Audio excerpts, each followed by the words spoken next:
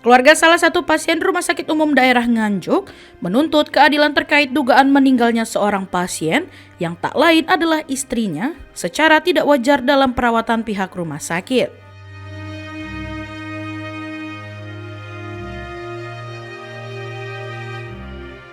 Keluarga mendiang Heni Gempa Rahayu, seorang pasien rumah sakit yang berasal dari Jalan Mejen Sutoyo, Desa Jati Rejo, Nganjuk, yang merupakan pasien penyakit dalam, merasa ada yang janggal dengan kejadian tersebut.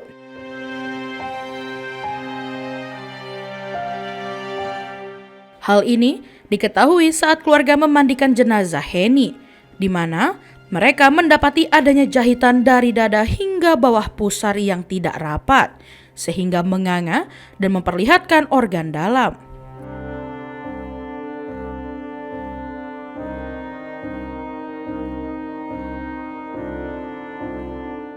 Suami korban mengungkapkan peristiwa yang dialami istrinya. Pada 2 Januari 2025, Heni masuk rumah sakit dan setelah mendapatkan serangkaian tindakan medis, ia menjalani operasi pada 9 Januari. Setelah operasi, suami korban menanyakan kapan istrinya akan dipindahkan ke ruangan lain. Namun, pihak rumah sakit menjelaskan bahwa pemindahan pasien baru akan dilakukan 10 hari setelah operasi. Pada 17 Januari, korban dipindahkan ke ruangan tanpa AC dengan alasan ruangan lain sudah penuh. Di saat yang sama, pihak rumah sakit meminta tanda tangan dari suami korban dengan pernyataan bahwa jika sewaktu-waktu istrinya meninggal dunia, pihak keluarga sudah menyetujui hal tersebut. Pada Sabtu, 18 Januari pagi, Heni meninggal dunia. Kejanggalan kematian Heni semakin dirasakan keluarga ketika pihak rumah sakit tidak memberikan catatan rekam medis dan diagnosis penyakit yang diderita Heni.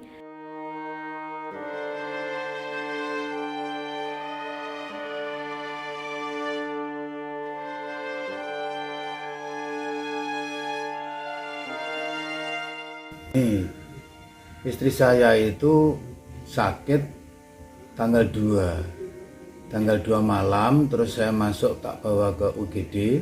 Itu tanggal 2 Januari. Sampai tanggal 9 baru dinyatakan harus operasi. Begitu. Terus tanggal 9 itu operasi dari jam 10 sampai jam 4. Kemudian sampai tanggal 16 itu ada di ruang ICU lantai 3. Nah, dari tanggal 16 itu saya tanya, ini masih seminggu lagi Pak, belum bisa ditempatkan di umum lah. Kenapa tanggal 17 itu tahu-tahu ditambah di ruangan Bugenpil tanpa AC nomor 107. Kemudian saya memohon agar dipindah di tempat AC. Namun kenyataannya malah saya disodori bahwa pasien sewaktu-waktu meninggal. Saya tanda tangani tanggal 18 pagi jam 6.30 meninggal. Saya ikut memandikan, betapa terkejutnya bahwa di jahitan yang dari dada sampai bawah pusar itu ada 3 cm yang membuka, organ dalamnya itu terlihat gitu. Panjang jahitannya berapa senti Pak dari atas ke bawah itu? Kurang lebih 30 cm. Dan jahitannya itu jarang-jarang, bahkan mertua saya bilang, ini jahitan model apa ini kok begini gitu. Terus sebelumnya itu didiagnosa apa Pak oleh dokter? Kalau yang saya dengar dari mertua, wong saya jaganya nggak 1 kali 12 jam, usus buntu luka gitu. Ya, terus?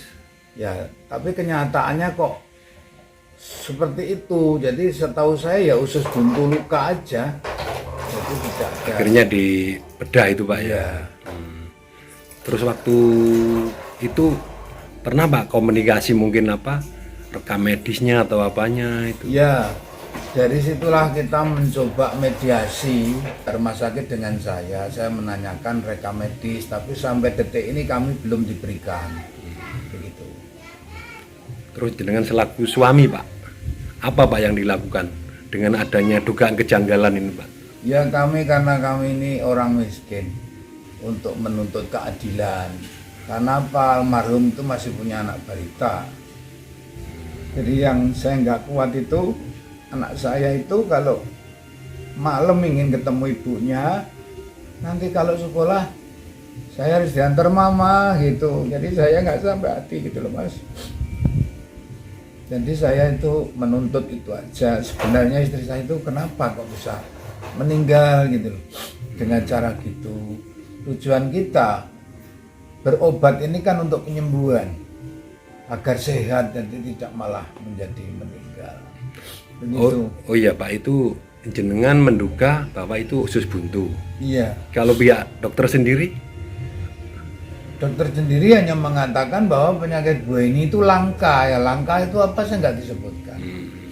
Apa sebelumnya udah di USG atau apa? Ada USG-nya. Itu, kalau ya. saya pernah dibilangi istri saya itu ada batu empedu tapi kecil. Itu aja. Yang jelas jenengan selaku pihak suami, jadi suami menuntut keadilan itu Pak. Keadilan aja lah. Jadi kami ini menggunakan KIS Pak. Jadi karena kami memang orang kurang beruntung, jadi kita menggunakan KIS gitu. Apa pelayanannya beda toh Pak? Menurut Ya, panjenengan? menurut saya kalau KIS itu memang beda, tidak seperti yang lain. Jadi ya ada perbedaan lah Mas, ada perbedaan. Termasuk fasilitas juga ada perbedaan. Apa juga menuntut pihak rumah sakit harus kooperatif apa gimana? Iya, justru terjadi koma itu kita yang mencari perawat. Jadi apa-apa kita mencari perawat, bahkan kita tanya kenapa kaki bengkak, tangan bengkak, katanya kurang mobilisasi, begitu harus gerak. Gitu. Jadi sempat membengkak toh Pak itu tubuhnya? Pernah saya melihat kaki kiri sampai tangan itu membengkak, katanya kurang mobilisasi. Bahkan tanggal 17 koma itu saya tanya, Pak kenapa istri saya nggak diinfus? Nanti sore saja, saya nyari nadinya belum ketemu. Dalam gitu. Membengkak itu setelah dioperasi atau sebelum? Setelah dioperasi. Sebelumnya juga enggak? Sebelumnya tidak. Tidak membengkak Pak ya. Terus infus tadi Pak? Ya, pas koma itu kita tanya ini kenapa istri saya nggak diinfus, dicari nadinya sulit Pak, mungkin nanti sore baru bisa.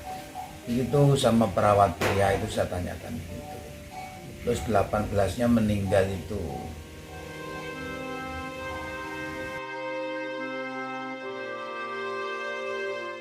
Pihak keluarga korban, dalam hal ini suami, menuntut agar pihak rumah sakit memberikan keterangan jelas atau rekam medis mengenai penyakit yang diderita Heni.